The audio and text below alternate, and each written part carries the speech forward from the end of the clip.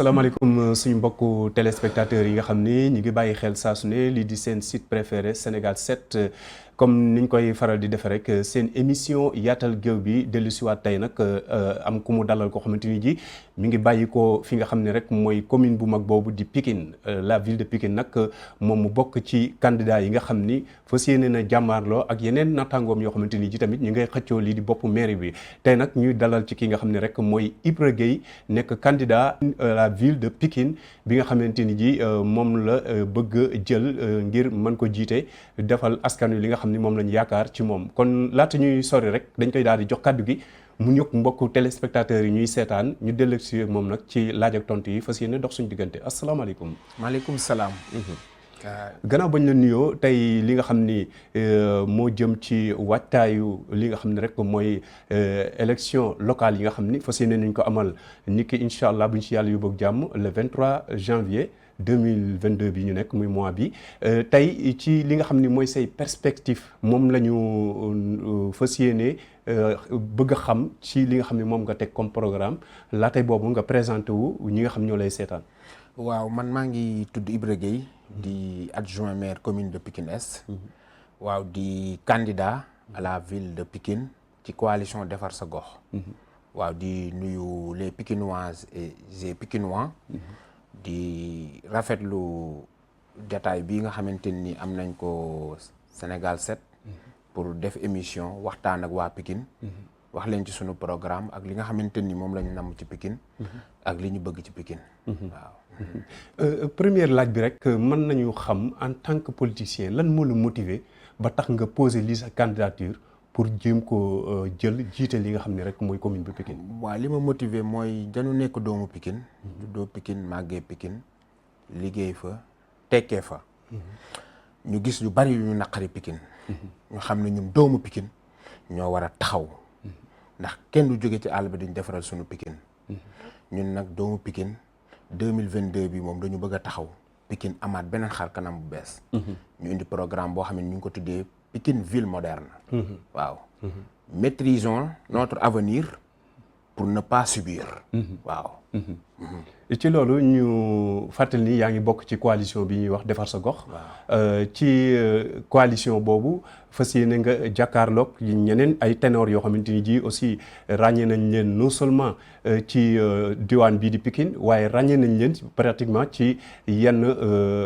parti politique yu mag yi nga xam ne xam nañ leen fii ci réew mi ku ci mel ni monsieur le maire Abdoulaye Timbo moom yaa ngi fas yéene jàkkaarloog moom ki nga xam ne tamit mooy ancien maire de la ville de Pikine muy monsieur Daour Niane Ndiaye moom it mi ngi ci xëccoo bi ak ki nga xam ne tamit mooy Cheikh Dieng di maire Djiddah Thiaroye Kaw bokk ci parti PDS waaye bokk tamit ci coalition bi ñuy wax wàllu askan wi ki nga xam ne tamit mooy Lamine Gueye di jeune Lamine Gueye moom it nekk ci Pikine Nord candidat la moom it ci fi nga xam ne mooy ville de Pikine ba pare nekk ci parti bi nga xam ni mooy République des valeurs bu Thierno Alassane Sall mu nekk tamit ay candidats yoo xam ne ji mën nañ ci noter ki nga xam ne rek muy Gueye Seck moom kaam dafa xaw a spécial parce que dañ ko recalé mu bokk ci gëm sa bopp tey ténor yooyu nga xam ni mën nañoo wax ci wàllu expérience am na lu ñu lay jiitu ci politique tey ni nga fas yéenee jàkkaarloog moom ban programme nga mën a tegal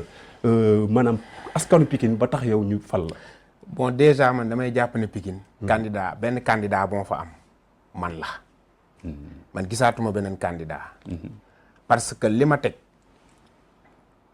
kenn tegu ko fa ñoom. taxawaay bi ma am Pikine. ñoom ñun ñëpp kenn amu ko ci. tey ji bu ma doon wax ay produits dama naan ay produits yu périmé lañu. est-ce que loolu du ay kàddu yu politique. waaw non du kàddu politique. parce que ñun dañu dëkk Pikine. xamante ci suñu biir. ndax candidat yooyu man jàpp nu ma ne ay candidat lañu. parce que Pikine dafa soxla beneen taxawaay dafa soxla leadership. un manager koo xamante ni tey jii day ñëw tegal leen lu leer naññi. ndax candidat yi nga fi tuddal ñëpp ay politiciens lañu. ñun duñu ay politiciens ñun ay acteurs de développement lañu. nekk ay self made men di liggéey yor suñu entreprise di liggéey gëm Pikine am lu ñu def Pikine nit ñi teg ci seen bët ñun defuñu affaire politique politicien loolu moo tax ma ne la Pikine benn candidat moo fa am man la. ñenn ñi ñu ay candidat. yow en tant que candidat pour la ville de Pikine. ñu fàttali ni Pikine moom am na communes yu bari Pikine Ouest Pikine Nord. il y a 12 communes voilà 12 communes yoo xamante ni ji ñu ngi ci département bu Pikine. yow nga ni maanaam dëj dëpp gi. muy commune bu mag bi moom nga bëgg a jël. est-ce que loolu jàpp nga ni dina yomb. waaw non jafewul. jafewul boo amee programme. bu Pikine soxla. nga teg ko. te xam yoon bi ngay jaar pour réaliser ko am say partenaire am pexe yi nga xamante ni moom ngay teg pour mën koo def rek méttiwul xam nga ban problème moo am mooy nga manqué vision parce que ñun dañuy def politique boo xamante ni nii politique bu am vision la participative et inclusive dañ ciy boole population bi ñu ànd liggéey suñu Pikine du ñun kese équipe la parce que man kese du man équipe la équipe mooy liggéey équipe mooy gagné ci suñu biir nag campagne ràññee nañu xool nañ ñi ñu am yaakaar ci Pikine jàpp ne war nañoo mën a ànd ak ñoom dem ci ville bi liggéey ñi ngi leen di contacter pour ñu jàpp ci suñu candidature pour ñu ànd ak ñoom dem Pikine bañ naa ku may seeti du ma ne la ñëwal rek nga jàppale ma puus ma dem non non ñëwal ñu ànd liggéey ànd gagné dem ville bi liggéeyal Pikine loo xamante ne nii Pikinois yëpp ñoo ci teg seen bët parce que Pikine loolu la soxla fi ñu toll nii. mënuñu fi nekk depuis 1952 la ñu créé Pikine. ba ñu ngi 2021 di dugg 2022. Pikine dara changé wul kon dama naan Pikine amul sensu maire. actuellement nag nous les jeunes dañu ñëw pour jël suñu Pikine téye ko liggéey ko ville la ñu wax ville de Pikine comme ni ñu waxee ville de Dakar.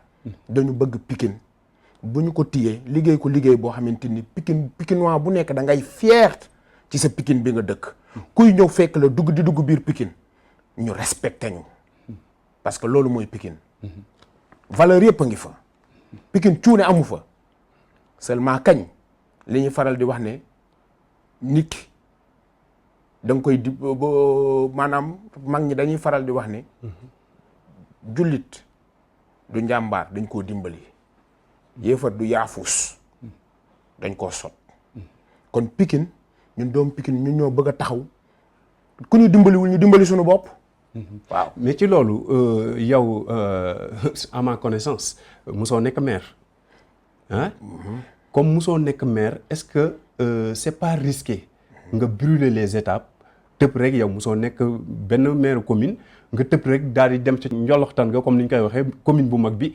muy ville de Pikine nga ni da nga koy xëccoo est-ce que loolu c'est pas risqué aussi. bon da xam nga damay sant yàlla. 2014 laa dugg 2013 2014 laa dugg ci politique. créé mouvement bu ñu wax yoonu Teranga 6 mois laa créé takk bande maire déjà je suis adjoint au maire. nekkuma conseil municipal dama nekk conseil municipal nekk adjoint au maire. di siéger bureau municipal. di siège aussi tamit conseil municipal. adjoint maire Pikine Est. waaw kon je suis maire. ndax tey jii maîtriser naa acte 3 de la décentralisation xam naa collectivité locale nu muy doxee. preuve pour laquelle tudd nga fi benn candidat. muy Abdoulaye Timbo maa ngi moom ñoo bokkandoo benn date bu ñu duggee ci conseil municipal ci maire yi. xamu ci lu ma ci xamul la ma ca xam sax est-ce que xam na ko ndax li ma leer ba leer mooy tey jii bu ñu Pikine falee ñun.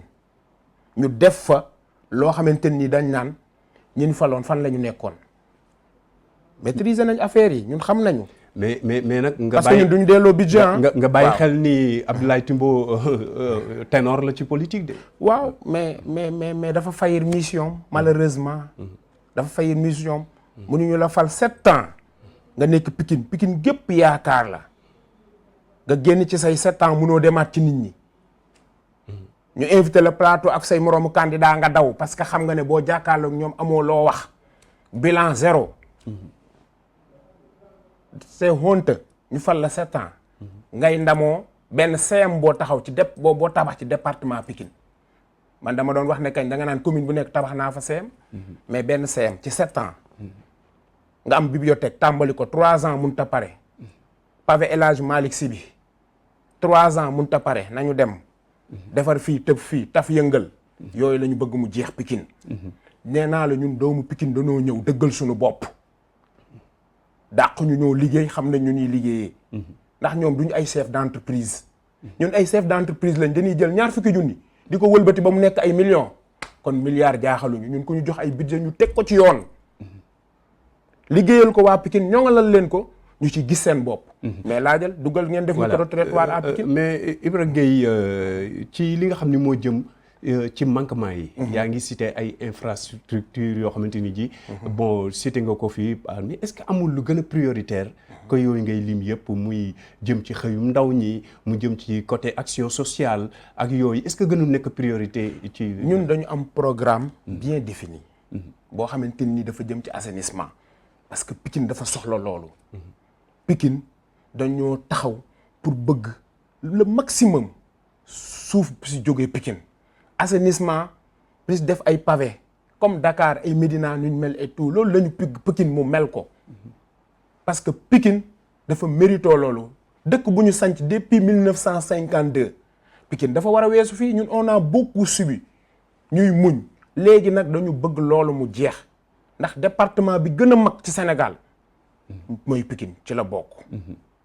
bu ko nekkul ci la bokk. kon Pikine dafa war a am beneen caractère Pikine dafa war a am beneen melo. léegi nag loolu ngay wax noonu suñu programme. loolu da cee bokk muy environnement cadre de vie santé éducation ak li nga xamante ni mooy liggéey xëyu ndaw ñi. xëyu ndaw ñi. tey ji bu ñu amee ville de Pikine. dama lay jox benn exemple ñu am ay pavé di ko def ñu ne maire bi ne dépasse nañ presque 2 milliards ou 3 milliards je ne sais pas. mais tey ñu am problème emploi ci suñu jeunesse bi ñu nekk ay xale yoo diplômé. toll ci seen diggu doole. mais ñoon da nga leen di dugal moom moo tax ma wax la man politique participative laay def inclusive. man damay def politique boo xamante ni dama ciy dugal doomu Pikine yi. ñu àndandoo ko di ko defandoo. yu mel noonu projet yu mel noonu bu amee dama ñëw exposer leen ko ne leen lan ngeen ci xam. dañu bëgg a defar artères yi dañu bëgg a defar des pavés et tout dañu bëgg a defar quartier yi. da nga leen di woo ñu ñëw nga waxtaan ci ak ñoom. soo paree d'accord ay marché la yoo xamante ni nii dañ ko war a joxe compétition la mais encadrer say doomu Pikine def esprit d'entrepreneuriat ci seen bopp ci seen bopp. créer leen ay entreprise ñu cheminer ci marché yi. mais ci loolu Cheikh Ibra dafa am loo xamante ni ji aussi il faut ngeen bàyyi ci xel. Il y a ce qu'on appelle les compétences transférées. waaw parce que des fois ñu duut baaraam maire yi. wala ñu dëkkal leen fu ñu dëkkul. fekk seen compétence yeggul foofu. parce que dafa am lu ñu leen may ñuy def ko am lu ñu leen may loo xamante ni may ñu leen ko ñu def ko dafa am loo xam mbiru état la. donte nag maire bi moom moo jiite li nga xam ne mooy commune bi mais dafa am loo xamante ni wàllu état la. mais dafa am loo xamante ni bu dépassé wàllu état ñu jiñ ko maire bi est-ce que yow loolu bàyyi ngeen ci xel. bàyyi nañ ci xel. xam nga tey jii dañu wax commune. parce que bu njëkk dañ doon wax ay commune d'arrondissement léegi acte 3 bi mu génnee dañoo wax commune en plein exercice. loolu moo tax sax budget Pikine bi ville de Pikine ëppoon na lii Pikine bu njëkk avant acte 3 bi di ñëw commune yëpp ci ville bi lañ dépendroon luy waay ji def da ngay dem ci ville bi moo lay jox nga def. léegi loolu dañ na commune bu nekk dañ la bàyyi la sa territoire la fa nekk nga koy exploiter comme boo jëlee commune bu mel ni Pikine Est. marché syndicat recettes yi ci ñun lay dem. ak yeneen. mais léegi ville bi amul territoire. mais am na budget boo xamante ni moo ëpp doole communes yi moo tax ville bi exister léegi nag la ville bi am moo war a accompagner tous les 12 communes maires yi fa xamante ni ñoo fa nekk parce que gis nga développement. Pikine laay wax buñ ko bëggee dañ koy commencer ci suuf jëm ci kaw. lu jóge ci ville bi di wàcc ci commune. mais ci commune lay jógee mais est-ce que loolu accompagnement boobu ngay wax noonu est-ce que réellement mi ngi exister. non mënul exister parce que malheureusement le maire sortant Abdoulaye Timbo bi mu jëlee ville bi. da ci doon def ay règlement de compte. commencé ci biir Benno Bokk Yaakaar am na ci maire yoo xamante ne nii parce que loolu mooy problème te loolu nañ nangootul loolu mooy problème Pikine parce que Pikine moo ci deewee parce que moom mënuñu ko jox maire yi. mu jël même bi ci biir Benno Bokk Yaakaar am ci ay maires yoo xam ne dañoo waroon nekk en parfaite collaboration. pour xool lan askan bi bëgg ñu defal leen ko ñu nekk fa di def seeni règlement de compte politique. loolu lañ bëgg mu jeex gis nga Pikine dañu bëgg a dégager les politiciens parce que dañ ñoo tardeel dañu tardel. est-ce que du loolu moo xusi woon Amadou Diarra nga xam ni finalement dafa mujjéem rangé wu. parce que dem na ba xam ni bu rangé wul du baax ci moom. très bien très bien xam nga tey jii man ki nga xamante ni tey moom laa mën a wax sax su néew sukum moom te mënuma ñàkk bañ a wax ci moom parce que mooy le maire sortant kon sinon sax duma wax ci moom. mais tey jii man mënuma fi nekk. di wax ay Amadou Diarra ay Demba ak ay Samba ak yooyu. man dama am programme. bu leer nañ bu ma indil waa Pikine tegal leen ko xëy na nag ki nga xamante ni moom laa fi fekk. nga xamante ni moo war a puus ma toog. loolay ama. waaw mais loolu. loolay am wax ko yomb na mais est-ce que jëf ji est-ce que jëf ji tamit dina teew. parce que yow fi mu toll nii ba léegi yaa ngi waxu programme. waaw yaa ngi wax ay manquement yoo xamante ni ji peut-être nemmeeku nga ko sa gox te xañ na bon mënoo ko neexu la wala jàpp nga ni arrangé wul ñi nga xam mooy population Pikine. yow yaa ngi jàkkaarloo mbokku téléspectateurs yi ñuy seetaan. lan nga mën a tegal askan wi rawatina ñi nga xam ne ñoo yeewoo Pikine si sa programme bi nga xam ne moom nga fas yéenee destiné. Pikine déjà dama lay wax de def nañ seen choix ba pare seen choix kan la Ibra Gueye candidat defar sa gox. mais loolu baa du waxi politique rek. laa Pikine def nañ seen choix ba pare parce que gis nga. xam nañ ki gën ci ñoom mënoo joxe lex bii ñu mbéj ko ngay joxe waat bii te Pikine loolu du leen dalaat seen doom la ñuy fal man maay seen doom man damaa dugg Pikine mbapat xam li xew Pikine dugg ci ruq-ruqaat yi dem ci femme de développement yi dem ci jeunesse bi. xam lan moo xew Pikine yor nag solution bi gannaaw yàlla ak yonent bi. mais ci loolu lan nga jàpp ni yow mooy manquement yi nga xam ni moom la askanu Pikine di jooy. Pikine amuñu assainissement. Pikine anarchie. Pikine anarchie si ban côté. Pikine mais anarchie Pikine boo duggee. fu waay neex teg anarchie da ngay préciser. parce que boo nee anarchie. anarchie ci wàllu politique wala. anarchie ci wàllu anarchie ci occupation voie publique ak yëpp. jëlal marché Zeng rek laa lay jox. comme sabar gu tas. mais dëkk dañ koy organiser. mais maire yi tey jii topp nañu seen cantine 3000 5000 bay bëgg a yàq dëkk bi. mais c'est pas comme ça nañ leen organiser. marché yu ñu war a def centre commercial def ko ay centre commercial de nit ñu dugal leen ci. ñëpp nekk à l'aise oto yi di daw piétons yi di mën a dox ñiy liggéey di liggéey bu ko defee Pikine mën a développer ñun programme yooyu la ñu yoree duñu yàqal kenn dinañ organiser waa Pikine ñëpp ki war a liggéey ki war a dox Pikine tegu ci yoon jeunes yi ñu pousse leen jàppale leen jël esprit d'entrepreneuriat def ko ci seen bopp ñu liggéey xam ne du da ngay jàng rek dem état jël la ngay fayeeku salaire mais war nga mën a ñëw taxaw dëggal sa bopp créer sa entreprise liggéey fas yéene mais sëñ Ibra dafa am li ngay wax ni daanaka boo dee xool candidat yeeg ba ci ñi gouvernants yi muy chef de l'État ñoom ñëpp moom la ñuy wax mooy entrepreneuriat mais entrepreneuriat boobu dafa am lu ko jiitu muy la formation des jeunes d'abord. waaw xam nga loolu ñun ci formation professionnelle. waaw xam nga ñun ci suñu programme bañ nañ ko bi ñu gisee ñu Pikine dafa bari le secteur artisanal dafa am doole dañ ne fi ñu tabaxal ay arènes nationales tabaxal ñu fi maison de la jeunesse mais ñun suñu programme dañ ne bu ñu ñëwee dañu fay tabax école de formation des métiers. ci fan. mais au moins ci li des foofu. ci technopole bi au moins waaw côté boobu noonu parce que. mais loolu dégagé nañ 4 hectares monsieur Guèye. nañu waxante li fi nekk. fu mel ni arène nationale. sans rime pas nga fay construire. lu mel ni ay centre de formation. non pas à côté parce que c'est pas forcé sax ñu def ko foofu. waaw mën nañ am choisir beneen lieu. parce que foofu lieu de spectacle la. et ku ñuy lieu de spectacle mais defaat nañ fa maison de la jeunesse. waaw mais loolu c'est autre chose. maison de la jeunesse peut-être c'est autre chose. mais former des jeunes centre de formation nga ñëw def ko foofu. imaginez bu jour événement amee mu perturber. non mën nañ sore parce que technopole bi rëy na. waxuma nag côté bi nga xam ne mooy côté lac bi parce que foofu ñun am nañ fa beneen programme. boo xamante ne nii ci lac bi la. waaw mais li nga xamante ni moom laa bëgg ñu xam ko mooy. yooyu mooy priorité Pikine. mooy priorité Pikine parce que Pikine xam-xam moo fa mës a am dañu ñëw nag di ñu délire bëgg ñu jógal bëgg ñu orienté ci ay fo kese d'accord baax na heure de loisir baax na mais Pikine ku ko xam-xam ne dëkku xam-xam la ndax tey ji damay wax ne doomi Pikine yi bu ñu leen génnee ci li doxal Sénégal taxaw dootul dox cadre yi ci ëpp Pikine la ñu génnee je peux mën naa citer des exemples. chef d'état yi fi jaar yëpp ay ñoom Mamadou Seck président Assemblée nationale ak ñeneen boo dee citer du jeex. te ay doomu Pikine lañu. Mamadou Seck sama maam la de. waaw ñooñu ay Mbaaw la exemple voilà Mbaaw. pour wax la ne Pikine yàgg nañoo am taxawaay ci Sénégal. yàgg nañoo am taxawaay ci Sénégal. léegi nag loolu noonu nag ñu ñuy yàqal la ñuy bañ kenn yàqal ñu ko. dañu bëgg am ay leader yoo xamante ne nii. dañuy dugal seen loxo ci éducation. dañuy dugal seen loxo ci santé. dañuy dugal seen loxo ci jeunesse bi dugal ci seen loxo ci femme de développement yi. tey ji mën nga imaginer pour wax la ne man maa ngi dugg Pikine mën nga imaginer fi ma dugg biir Pikine yëpp di seet femmes yi dañ naan ma bu ñuy def échographie dañuy dem ba Guédiawaye loolu normal na. tey jii ñu ne Dominique amul morgue loolu normal na te ñu am mairie ville boo xamante ne nii mi ngi dem ci ay milliards bu dul 7 8 wala 9 milliards. xaalis boobu fan lay dugg.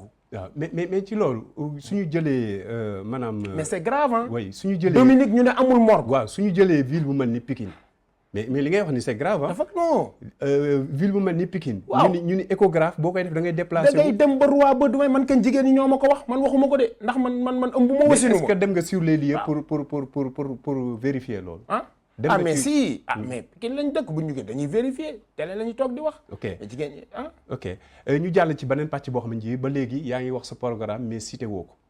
muy problème d'insécurité.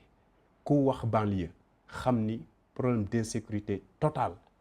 anarchie bi nga doon wax man foofu laa bëggoon sax nga gën ko fa yóbbu peut-être parce que lu neex waaye def ñu ngi agressé nit ñi guddeeg bëccëg il y a chamboulement total boo xam ne ji ci wàllu insécurité kenn mënu ko expliquer mais loolu yow sa programme est-ce que tamit gis nga nit ki bu xëy pour liggéey day ànd xel bu dal nit ki bu nekkee këram sax pour toog normal day xalaat ni dara du ko fanq loolu lépp est-ce que yéen ci côté sécurité ku ne xam neen banlieue agression beeg xam nga violence yi rek mooy bu stade tëggee arène nationale su tasee day mel ni sabar ko tas waaw lu neex waaye def est-ce que loolu tamit yéen xalaat ngeen. sécurité.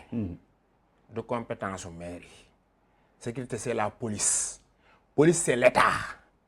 mais am ngeen collaboration. waaw xam nga compétence transfert yi ma leen doon wax loolu si la mais du question seen compétence mais mën ngeen ci def benn politique. non ñun xam nga lu ñu man waaw mooy tey jii. nga nekk maire di saytu. sa département. bàyyi ba ñëpp tëdd nga taal sa oto. xool fi nga xamante ni dafa am insécurité. nga jël sa téléphone woo le commissaire ne ko bu ma sañoon kat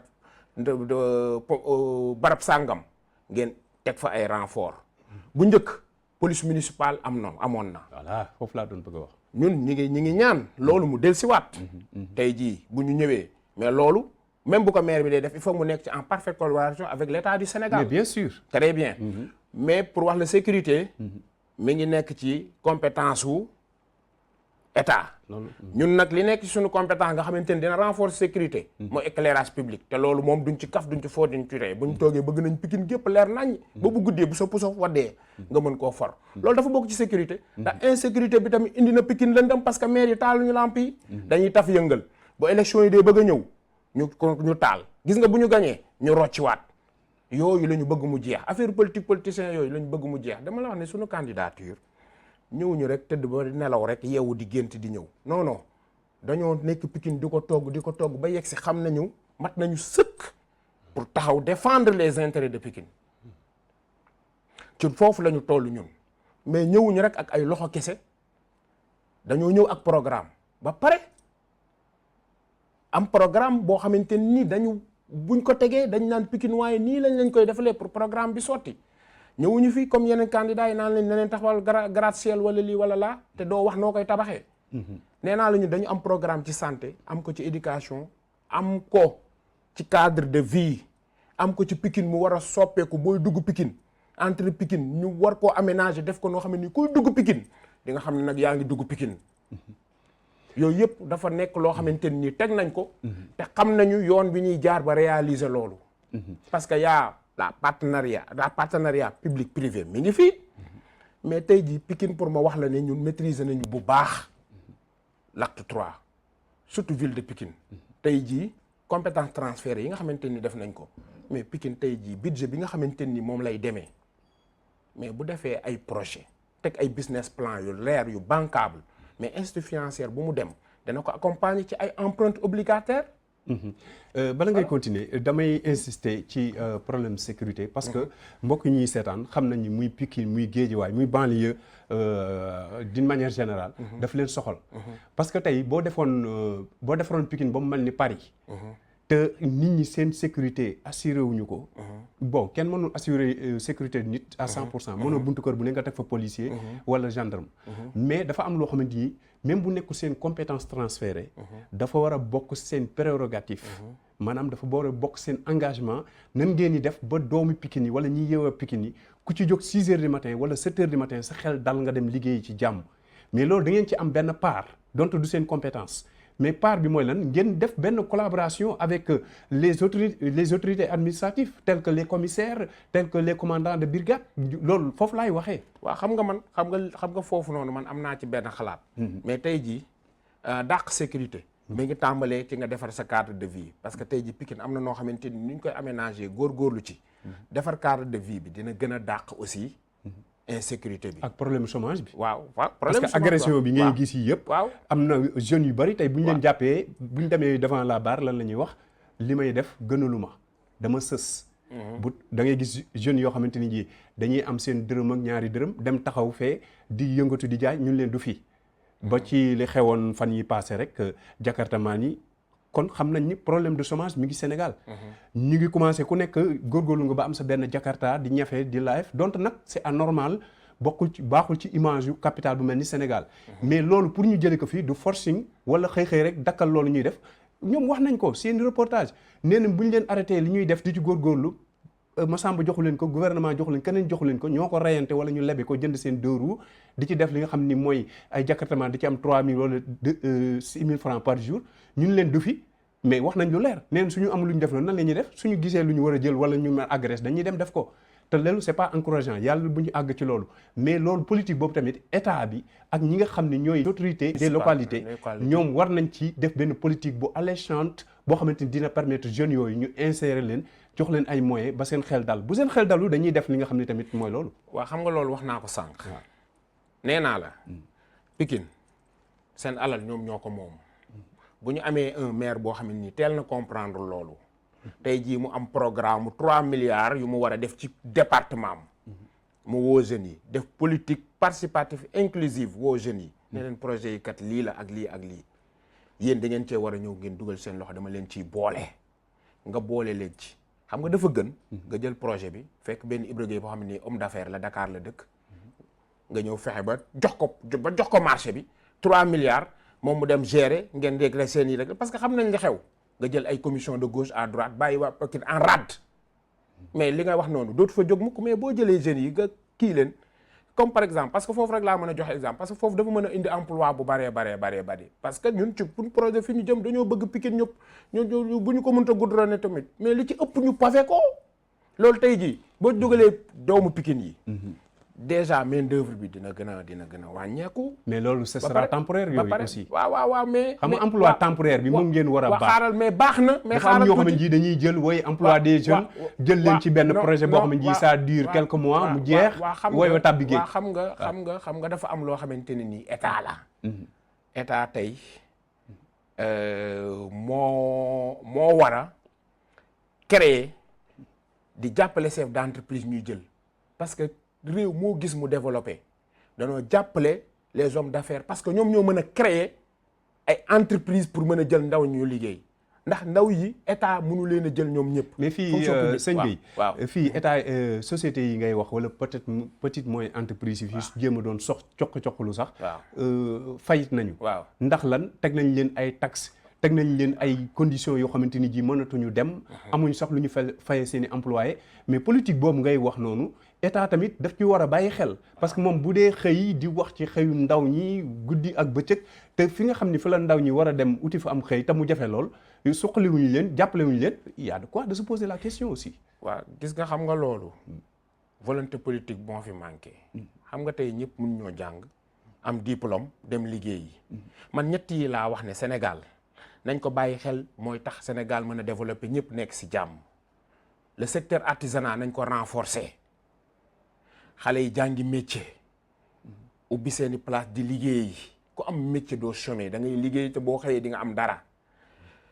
ñu renforcer l'agriculture suñu suuf bi ñuy jël collectivité locale yi di ko caax-caaxee di ko jox n'importe qui ñu organiser nii ñu dem bay.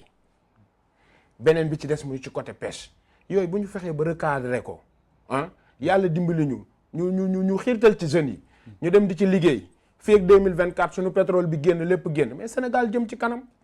loolu mooy lii régler problème bi mais il faut ñetti secteurs yooyu noonu surtout le secteur de l'artisanat man ci laa nekk je suis de fonction bijoutier xam naa secteur boobu état daf ci war a gën a dugal loxoom ñun xeex nañu xeex ba ñu indil ñu ministère plein mais ministère ba ay budget ay 3 milliards 4 milliards loolu réglé wul secteur bi dañuy jël budget bu am doole ñu dugal ko ci secteur bi yokk centre de formation yi mais maître yi nga xamante ni ñi ngi nekk seen atelier tey jii nga dugg Pikine atelier boo dugg amu fi benn artisan buy doomam di taxawaalu ma wax la ko amu fi benn artisan buy doomam di taxawaalu bu xale bi réussirul à l'école ma nga ca mbaar ma léegi nag tey ji loolu état xam na ko mi ngi xam ne ñun suñu doom yi ñun taxawaaluwuñu léegi buñ leen renforcer woon yeneen xale yi nga xamante ni am ñu sens seen waajur nekk artisan mais leneen dinañ leen mën a récupérer dugal leen jàngal leen métier. réew métier moo ko yor. métier moomu nag buñ ko amee dañuy permettre li ngay wax kenn du dem peut-être di def ji jakartaman parce que amuloo loo def wala nga yor sa ñetti morceau pochette di ko jaay ci mbedd mi mu leer na ni yow lii mënu laa defal dara. nañu recadrer waat le secteur artisanat def ci benn politique de développement mais loolu ci collectivité locale yi la tàmbale dama lay jox benn exemple. le maire sortant dañ ko fal 2014. loolu bokk na li gën a tax man ma taxaw waxul ci affaire ak artisanat ni mu toll ci Pikine.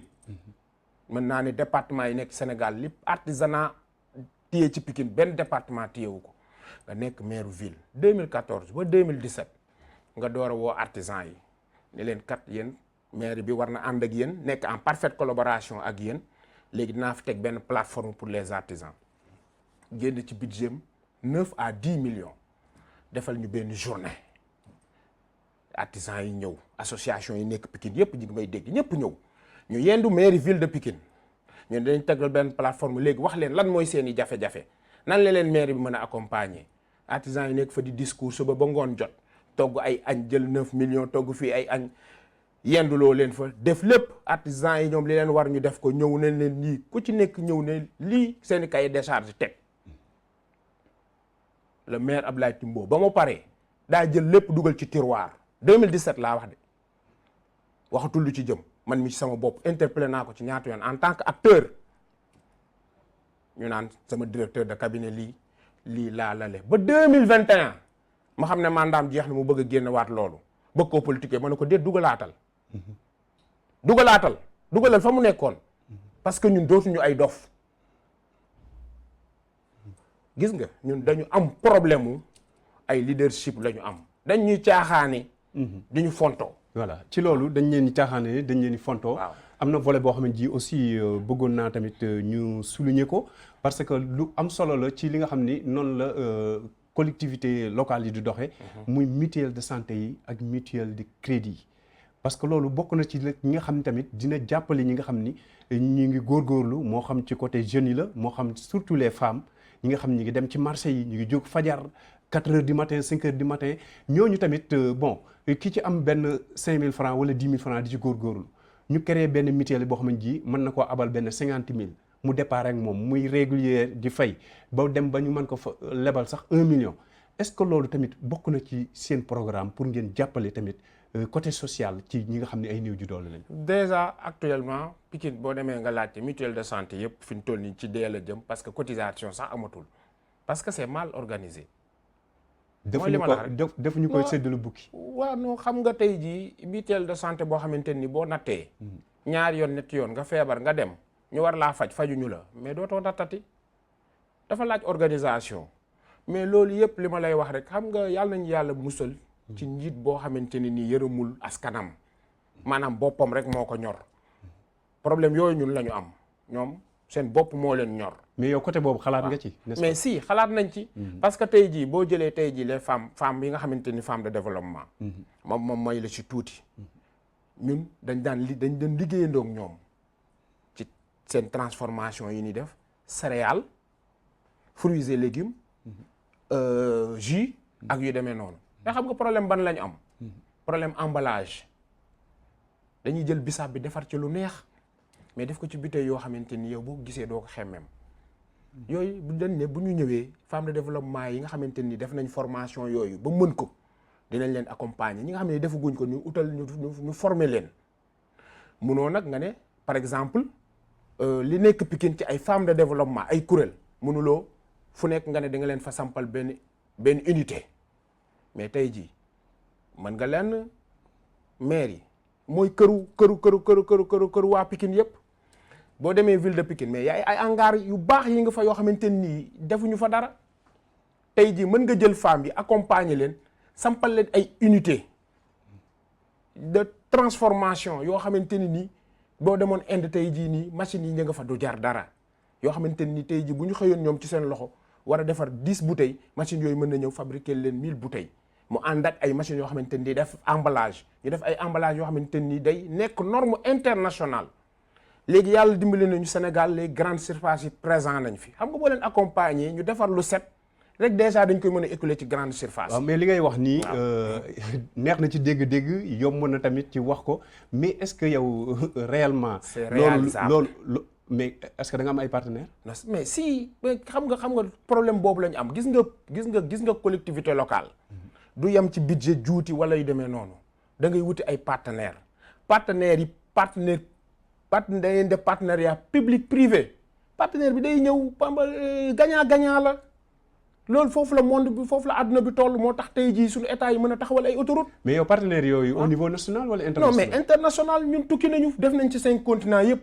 mais est-ce que d'ores et déjà nii yow am nga ay partenaires yow téye nga leen sa loxo maa la wax lii téye nañ ko boo bés bu yàlla defoon ñu ni monsieur Ibra Gueye maire de la ville rek ma tàmbali nga commencé maa la wax lii ma tàmbali am naa ko dañ lay vaar de vaar leen dañ ma vaar man damaa wax leen incha allahu rabbi buñ ma falee 1 an bu njëkk bi ma won leen ay résultats sama programme damaa def Ibra Gueye damaa def vision Ibra Gueye 2022 2032 damaa gëm ne man li ma war a liggéey peut-être boo ko commencé ci sa premier mandat war ko terminer sa deuxième mandat mais sama premier mandat li tax ma def sama programme mënoon naa ko yemal ci premier mandat parce que dama jàpp ne kon samay ambition dafa tuuti mais dama jël 2 mandats ndax dama ne sama premier mandat dinaa ci liggéey loo xamante ni ñoom dinañ ma jox deuxième mandat ma yeggali parce que ci premier mandat bi danaa liggéey lu leer nañ loo xamante ni Pikinois yëpp dañuy applaudir moo tax ma def sama programme vision Ibra Gueye 2022 2032 muy ñaari 5 ans quinquennat. ok ñu liñ bëgg a liggéey Pikine yëpp ñu liggéey ko. yaa nañ si yàlla yóbbu jàmm incha allahu rabbi. voilà ci loolu dafa am point boo xam ne xam naa ni waxtu bi li si des bëreetul. muy problème insalubrité nga xam ni daanaka pratiquement Sénégal yëpp koy jooy mais rawatina ville de Pikine def naa fa reportage ci nawet bi sama yaram dafa daw surtout marché syndicat mais mënuma imaginer maanaam ay autorité ñuy seetaan marché mu mel noonu ñam yañ fay jaay manga yi mi ngi woon ci poto yi ndox taataay salte goo xam ne foo ko takk weesu na ko est-ce que loolu tamit yéen seen politique parce que ku ni politique bi ngay wax da nga si tudd wàllu santé te santé bala nga koy wax da ngay wax cet da ngay jiital cet mais cet googu moom néant surtout nawet. ñun loolu ñun la njëkk a naqari parce que dañu tabax grande mosquée. boo xam ne nii yàgg na Pikine ñu defar ko ba mu rafet. tey bu ñu di julli jumaa ci ndox yu salte la ñuy jaar pour dem grande mosquée. te ndox moom mi ngi ci tali syndicat bi. syndicat boobu noonu ci suñu commune la bokk fi ma nekk adjoint maire. amoon nañu projet pour ut partenaire pour war ci liggéey mais bi président ñëwee tabax marché syndicat bi waaw tabax mosquée bi.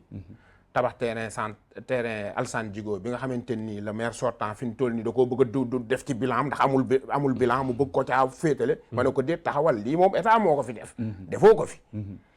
ci la président bi mu ñëwee Pikine wax ne mënul defar mosquée bi defar stade ba pare ñuy bàyyi nii syndicat bi ci la promettroon waa Pikine ne leen dinaa defar marché syndicat bi. ci li ma ci mujjee dégg waa kii nu mu tuddati APIX ñu ngi fi doon ñëw doon def ay pourparlers avec les délégués ci marché beeg yooyu pour liggéey ko mais xam nga état affaire am gaawul waaw mais président moom promettre woon nañu ne marché syndicat danañ ko defar ba mu baax pour nga xamante ni day méngoog infrastructure yi nga xamante ni moom la dendal mais bu ñu ko defaree ba mu baax tamit ci li nga xam ne moo jëm ci compétence transférées yi aussi saytu wàllu cet gi ci maire bi moo ko war a lijjanti moo war a lijjanti ay oto yoo xamante ni dañuy xool fu salte nekk ñu jële ko fa jël ay jeunes yoo xamante ni ji dinañ man di toppatoo salte gi fu salte rek ñu bale ko wala ñu fu am ndox ñu jéem ko fa kii ba pare am na loo xamante ji des fois dañ koy jiñ naa ONAS mais ONAS fu mu jaar te loolu mu defar jaarul yoon tamit commune bi moo ko jox autorisation mu gas wala mu suul. waaw xam nga tey jii boo jëlee tey jii lu jëm ci wàllu mbalit dama wax ne loolu dañ ko waroon a bàyyeeg maire yi ñu gérer ko mais yow xam nga ne am na benn société bu fi nekk bien sûr boo xam ne état moo ko jël xool ki nga ko bëgg a jox mu jox ko bon mu di ko doxal xëy na nag bon dina def en partenariat ak maire yi beeg yooyu foofu laay waxee très bien bon beneen bi nga xamante ni moom moo ci des ONAS moom nañ waxante dëgg man damay wax dëgg mooy société publique bi nga xamante ni man Sénégal moom laa gën a amal problème ndax Sénégal foo dem mi ngi ball foo dem mi ngi ball parce que li fi tubaab bi defoon moo fi nekk ba léegi mais loolu dafay yàqu ONAS moom vraiment moom ku war a xoolaat taxawaayam la moom parce que mënuñu ci réew mi foo dem muy ball loolu moom dama koy wax fii muy fu na dëkk ba Almadi sax day ball nekkul ci banlieue bi fépp ay ball kon loolu tamit bon ONAS société publique la ci état la nekk. ñu xoolaat seen kii waaw ñi ko dénk daal ñu gën cee góorgóorlu. pourtant ay milliards lañ. waaw parce que tey jii yooyu dafa nekk ay compétences yoo xamante ni du ay compétences su maire yi. franchement. non loolu xanaa kañ. moo tax ma cité xanaa kañ maire bu doon guerrier rek. rayante dem uti ji ay partenaire am benn maire bu mel ni Ibra Gueye rek. waaw ñëw rek bon uti ay partenaire ñëw taxaw mais loolu moom ay ONAS ak yooyu moom c'est l'état léegi nag. xëy na tey boo la defaralee lu baax ci sa gox nga bëgg lu baax war nga cee jàpp ci entretien c'est que ñun problème boobu la ñu am aussi. très bien foofu laa doon. waaw problème boobu la ñu am. parce que tey jii man li ma jaaxal dañ lay jox budget bi ñu ne da nga cee war a entretenir lieu de culte wala da nga cee war a def lii da nga cee war a nga voté budget bi te yow doo ko def. te xaalis boobu yaa ngi koy génne. yaa ngi koy génne ba pare aussi tamit suñu acte 3 bi. vraiment le président de la république war nañ ko yeggali ñu xool parce que tey jii boo xoolee suñu budget yi fonctionnement yi dafa ëpp investissement yi. ok loolu tamit problème la. tey jii boo tegee commune bu am budget 3 milliards. soo xoolee daanaka 2 milliards yi fonctionnement la. fay salaire. secours indigent. cabinet maire. ak yooyu. ay contrat ak yooyu. investissement lu néew la moo tax maire bu fi toog te wuti woo ay partenaire doo liggéey dara. kon daal monsieur Ibra Gueye mën nañu wax mën nañ ko nommer maire partenaire. waaw wala maire partenariat. man daal nañ ma nommer. na ma Pikine jox confiance. fal ma ville de Pikine. ñu xool lu ñu mën a.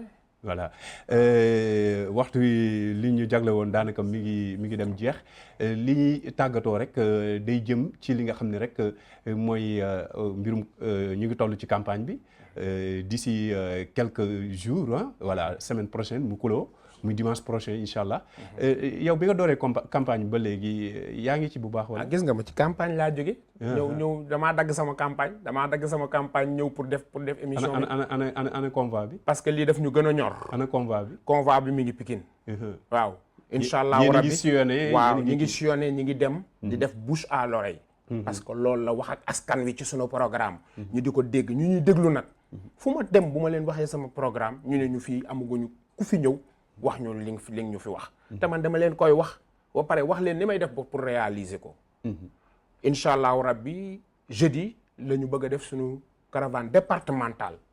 bu mag a mag pour sillonner département bi yépp waaw li tax nag ma wax ne la. Pikine benn candidat moo fa am. muy Ibra Gueye man maa taxaw ne buñ ma falee. sama indemnité ma may ko waa Pikine soxlawu ma salaire ci Pikine beneen candidat na ko wax. man maay seul candidat bu ne waa Pikine maa ngi jàkkaarloog yéen boo leen ma falee sama indemnité bi may am may naa ko waa Pikine xam nga lu tax loolu maanaam man yaakaaruma ci politique pour dund dama am sama entreprise di liggéey bokk ci secteur artisanat di liggéey à l'âge de 20 quelques années laa commencé di dóor waar dem fekk fu dara nekkul ma jéem faa def dara loolu noonu dimbali ma cay am samay revenu di ci dundal suma njaboot. kon tey bu ñu la comprendre yaa ngi yor benn entreprise bu mag. wala si lan ngay yëngu si lan maa ngi liggéey ci import export maa ngi liggéey ci wàllu or. ok waaw. ko xam Ibra Gueye xam ne. bijouterie la balance d'or. ok waaw. créé sama entreprise. di fay suma impôt. di liggéey ñi ci nga xam seen wërsëg mi ngi si ma àndandoo ak ñoom di ci liggéey. kon ñun am nañu métier. nous ne sommes pas des politiciens. yoo xamante ne nii mairie bi jaral ne leen lu ne parce que ci loolu rek la ñu bëgg a ngoy pour di ci régler seeni problème non ñun nekkuñu ci loolu. ñun dañoo ñëw nekk doomu Pikine bëgg taxaw wax ak waa Pikine ñu defar suñu Pikine. tey jii mënoon naa toog ci sama liggéey yam ci mais dañ ne njariñ bu yamee ci yow kese du njariñ. ay doomu Pikine dañu war a ñëw taxaw régler suñu Pikine bi. loolu moo tax ma ne leen man buñ ma falee sama indemnité may naa ko waa Pikine encore une fois. voilà vaar la. nañ ci yegg ak jàmm. incha allah ci loolu tey nii am na ñu bëri yenn candidats yi soit dañuy wéeru ci parti au pouvoir wala ñu nekk ci ñoo xam ne ji ñu leen jàppale ñu am doole lañu est-ce que mën nañ jàpp ni Ibra Gueye am na ñu nekk ci ginnaaw. kenn nekkul sama ginnaaw. ginnaaw yàlla loolu moo ci gën a man ci samay propre moyen laay demee. fi ñu toll nii ci campagne bi yëpp ñi ma àndal xam nañ ko. yaay financé sa bopp. maay financé sama bopp. amul kenn ku ma jox benn dërëm. ah partenaires yi nag ñëwaguñu. non partenaire xam nga partenaire dama leen téye leen li ngeen yor xam nga lu tax. gars yi dañoo garaaw de. partenaires yi dañuy glisser si suuf ñu naan non maa fi nekk man loolu laa nanguwul. ku fi campagne naan partenaire jox ma bu paree mu takk la buum. man dama bëgg a indépendant nga xamante ni tey ji su ma paree damay xool partenaire bi nga xamante ni la mooy proposé njariñu waa Pikine la. ma dem ceeg moom boo ma proposé wul lu dul jariñ Pikine man la taxaweel nee. ndax yoruma sa dara. moo tax man.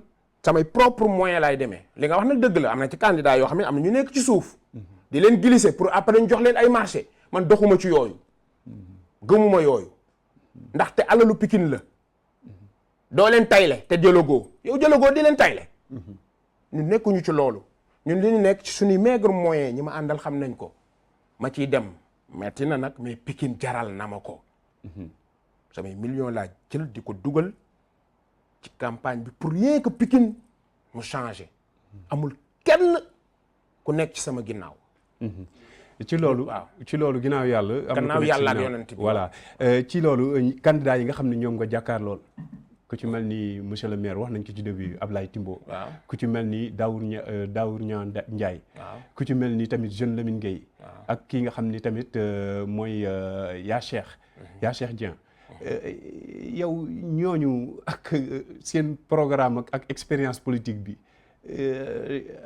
gan kàddu nga leen di yeggee. waaw mais man bu ñu amee expérience politique tamit Pikine gisu ko ñoom tojuñu fenn man du ma bëgg sax yàlla xam ne di wax ci ñoom di leen may promotion déedéet fii daal maa fi ne.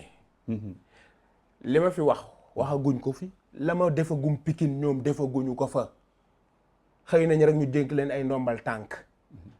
te lañ leen dénk ci askan bi sax defaguñ ci résultat man nag damaa nekk Pikine dénkuñu ma dara Pikine nag may dégg Pikine est googu noonu 96 97 laa fa ñëw implanté fa sama entreprise di jël zone yi ñuy liggéey loolu moo ma indi ba ma nekk fa adjoint au maire gannaaw bi ma juddoo Ridis sama maam ñëw fa en li ma la wax en 1953 bari na doomu Pikine yu judd foofu noonu toqantal bi ñu naan moo ko bind ñu juddoo Dominique mu nekkoon kilifa ci Pikine ñëpp xam ko kon donc ñun bu ñu taxawee ne ñun bëgg nañu Pikine dinañ ko gëm parce que àllu meew boobu lañu fooye fa lañ daan dem di wuti caaxaar école 1 laa jàngee Fadilou Diop laa defee sama cycle secondaire je suis de Pikine am sama kër Pikine sama titre foncier nekk ci sama tur.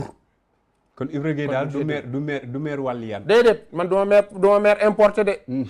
duma maire importé. sama ku génne sa baay ma génne sama baay. 100% Pikine. waaw 100% Pikine. léegi nag moo tax nag ñun ñu ñëw taxaw. kenn dootu ñu tëgg linjaa jeex na. ñëw football ñu daal di jël suñu maire bi taxaw enrichir dem sa yoon. non loolu jeex na Pikine léegi. jeex na loolu moom jeex na Pikine. voilà li ñu jagle woon ci waxtu wi daanaka mi ngi mat ban kàddu ngay tàggatoog téléspectateurs yi rawatina askanu Sénégal ci jamono yi ñu toll nga xam ni dëkk bi ñu wax ko ñu bañ ko wax mi ngi toll ci ay xat-xat. kàddu yi may njëkk a tàggatoo daal mooy di sant suñu borom. di sant suñu borom moom mi ñu may kàttan. ñu mën a nekk candidat. boobu ba léegi ñuy dem. di demee ak suñuy moyen de bord yàlla di ñu dimbali. ak di sant suñuy ñaari waajur. mais tamit di sant staff bi ma àndal. te Crème Pikine nag laa àndal. ndax ku wax Mansour Madiaga. xam li mu représenté Pikine. Père Zora. nekk ci sama biir liste nee naa man liste bi ma am. moo gën ci liste yi am Pikine. ndax man Crème Pikine laa dajale ci sama liste. femme de développement yi Mame Diarra Thiam mi ngi ne toog. la Sophie. te ñooñu ku leen tudd Pikine xam ne c'est des femmes d'affaires. cela veut dire que mooy man soo xoolee sama staff nga xam ne man Pikine jëluñu ñun ay politiciens ñun dañoo jël ay acteurs de développement. ñii la ñu war a jàppale ñu renforcer leen. tey ji boo jëlee Mame Diarra Thiam.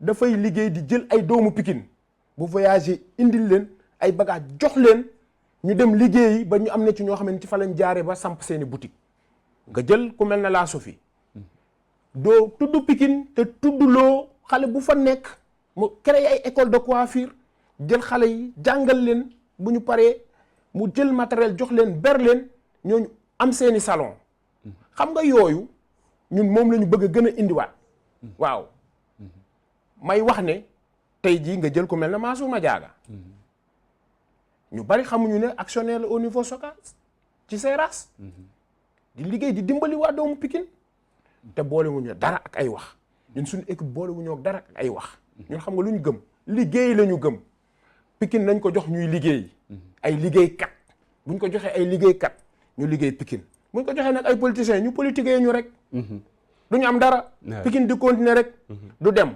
politiciens yi ñu baal ma démérité wuñu am na ci ñu baax am na ci ñu bon mais ñu ci bari dañoo puusul xeexuñu xuloowuñu àttewuñu xeex seen bopp képp a leen ñor ak fu ñu jaar porox ndoolu ba génn dem seen yoon Pikinois yi di continuer di sonn léegi nag ñu ne nañu essayer les hommes de métier nañ essayer les acteurs de développement nañ essayer ñi nga xamante ni nii tàmm nañu yor entreprise di ko gérer di ci liggéey parce que ñooñu boo leen joxee dinañ mën a tëgg ay projet ak ay programme yoo xamante ni nii dinañ ci mën a impliquer xale yi ñu créer la ay emploi ñu liggéey pour chômage bi wàññeeku Pikine xale yi wax nga ko sànq xale yi toog nii ci bopp ko ñi di ataaya ba ay 3 heures du matin 4 heures du matin mais moom nangu bëgguñu ko ah bëgguñu ko moo jur agression bi ak yu demee noonu waaw te ñun dañuy dem ci ñoom toog attaaye waxtaan ak ñoom ñu nekkuñu maire duñ nekk maire yi nga xamante ni nii dañuy yéeg seen oto yéegal seeni verre taal seen climatiseur romb dem seen yoon demuñu dëj demuñu ngénte defuñu social xamuñu lu xew pendant 7 ans léegi nag nga ñëwaat taxaw ne na ma Pikine fal xam nga lan moo gën a doy waar ñu dénk la